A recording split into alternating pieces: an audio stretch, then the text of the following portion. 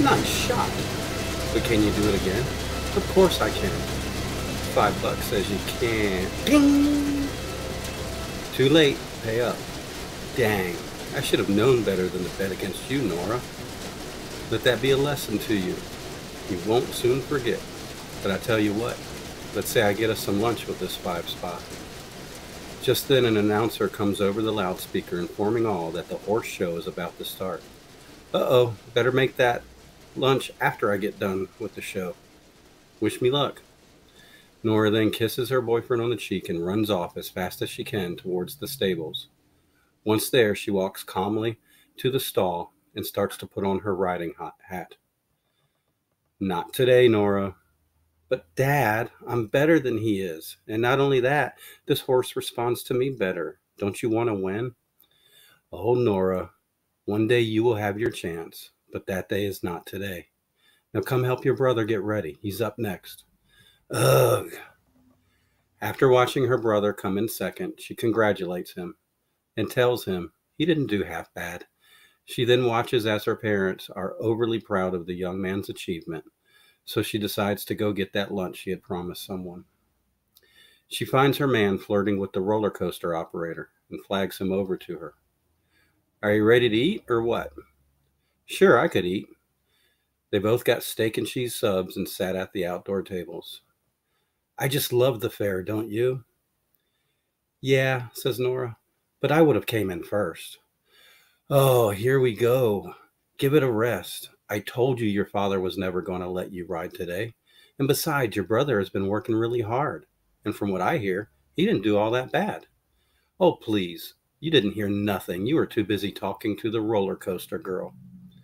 And this is why I love the fair. Thanks for lunch, but I'm out of here. I just realized I need to be somewhere else. He gets up and walks over by some buddies from work, and they get on one of those super spinya rides. Nora sighs and realizes she has probably been a little selfish today. Maybe everyone else was right, and she shouldn't make everything about herself. But at the same time, if she didn't stand up for herself, how would she ever get what she wanted? After all, she was very smart and independent, and she really had no patience whatsoever.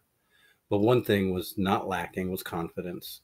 She had so much confidence it made up for everything else. For the next several months, she decided next time would be her time. After all, it was her turn to compete, and she knew the horse better than anyone else, for she would spend time with it every day, morning and night. She spent less and less time with her boyfriend as she was devoting everything into riding. When she wasn't riding, she would spend her time out in the gardens. It soothed and comforted her, and she loved the smell of the aromas. She would pick the freshest vegetables while in her head planning out supper. Next, she would glide through the herbs and again add to the night's sup. Once her basket was full, she only had one stop left to make, the stables.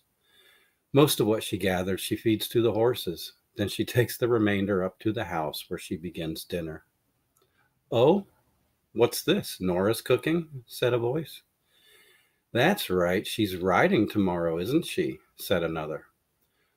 Perfect, said the last voice. If she's cooking, that means I'm doing dishes. Everyone laughs. The next morning, Nora gets up early. She is very restless, and she can't seem to sleep. She showers and then rushes out to the stable with a couple of apples. When she gets there, she finds her father combing the beast. Wow, what time did you get here? I couldn't sleep, he responded. The rest of that morning, they both tended to the stables and worked in silence, the whole time watching the sun rise up over the valley horizon.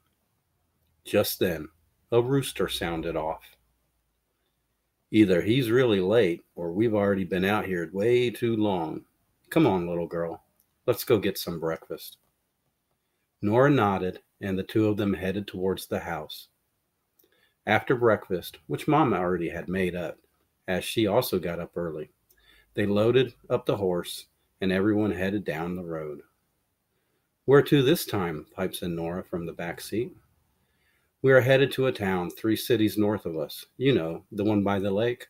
Oh, good, I like that one, and I'm very familiar with the grounds. 2 hours later, they pull into the back entrance of the event, and what an event it is. There are more people and horses than ever before. Nora makes her way to her stable, leading her horse the entire way.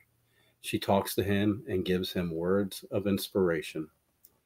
Her father and brother are getting the gear ready, and Mom is doing what she always does, getting everyone drinks and food. Nora puts on her riding hat and nods at her father, to which he nods back. She then mounts her stallion. Nora, confident as ever, rides out on that show stage with poise and strength. She masterfully, while effortlessly, commands her beast. She gallantly and gracefully executes every obstacle with precision and ease. She smiles, she reacts to the crowd. The music is the perfect choice. Nora is on top of the world. She knows she has put on a solid performance. Furthermore, her steed has even outperformed her. She is super proud of him and promises him extra carrot tonight. Nora struts her horse back to the stables, riding on seventh heaven. She hops down, gives her dad a hug, and then hugs her horse. She then commands her brother to unsaddle the horse she then proceeds to tell her dad how she maneuvered the path so expertly. All the while he was rolling his eyes while her mom starts to hand out drinks to everyone. After listening for what seemed like an eternity of Nora talking about her riding prowess, the announcer announces the winners. After revealing the grand prize winner, Nora begins to take a bow, then realizes it was not her name that was called. Furthermore, her name was never called, not for second or even third place. At that moment, Nora turned red and became extremely embarrassed. Before she could apologize for her cocky actions, her brother speaks up. I put everything up nice and secure like you asked, Nora. So now that the work is all done, can we all go and celebrate? Her mother and father cheer on, and they all head out to the car. After a short 10-minute ride, they pull into a really cool restaurant situated on a boardwalk on the lake. When they make their way inside the restaurant, Nora notices a big banner over the table that reads, "Congratulations." And she notices a bunch of her friends from work sitting there as well. And oh, there's her boyfriend with a big old smile on his face. She begins to tear up as she feels like she has let everyone down. Her dad asks, "What's the matter? Why are you sad?" "I don't deserve this, Daddy. I did not win. Worse yet, I treated everyone really mean, especially my brother and my boyfriend. And at least my brother came in second." "What are you talking about? You win some, you lose some. Who cares? We do that for fun. We're all here today to celebrate your 21st birthday. Or did you forget that?" Just then, everyone at the table yells, "Happy birthday!"